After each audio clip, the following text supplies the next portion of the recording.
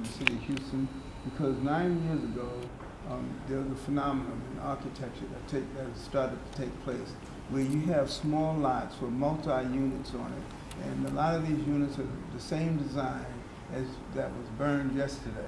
And a lot of these designs have very, very poor firewalls in between each one of the apartments. And the rapid growth of this fire yesterday can demonstrate that if there were people in that building, it would have been a major catastrophe because of the way the fire moved through that building. And you have at least, 1,500 of these buildings all over the city of Houston now. Okay, we look at any major incident like this to determine whether there's some policy implication. But I would remind you that these were unfinished apartments. This is not as if these were finished apartment units. These didn't have firewalls, they didn't have windows. One of the reasons that the fire spread so well is it had plenty of oxygen to keep it moving. And so this was, while some of them may have appeared much more finished than others that were just basically studs standing up, this was not the same situation that would have occurred had they been completely built out in So you don't think that the appropriate fire firewalls. would But have we moved? will, I would not have moved as rapidly, no. Now, we will of course examine the cause of the fire, and always when there's a major disaster, whether there's anything that we should do in terms of policy. Well, Mayor, can you talk about the animal ordinance y'all passed Sure. after much, I don't know what was going on here, but, Sausage, but ultimately didn't change anything, but, yeah.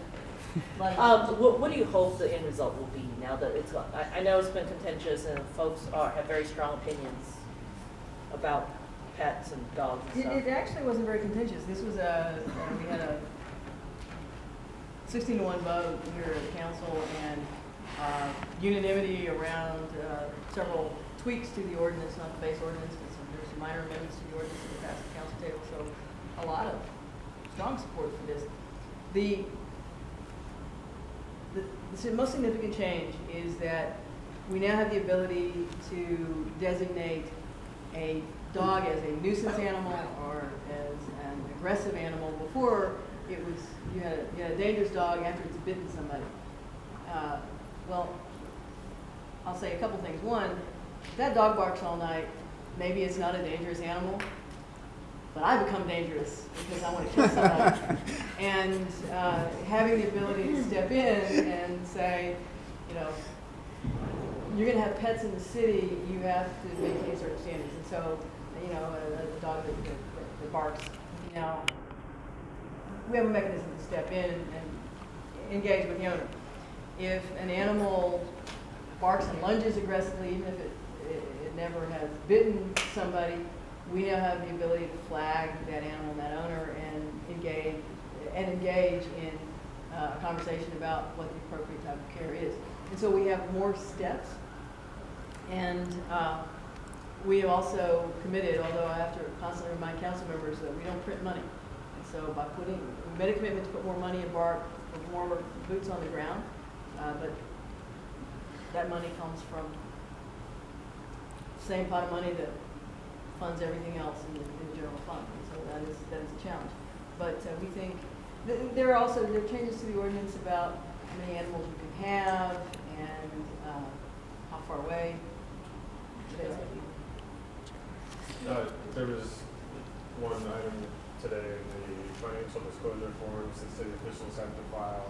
The list of people who have to turn those in is dropping from about 600 to about 200. Are you comfortable that covers everyone who has an influence on policy decisions, permitting or otherwise? Yes.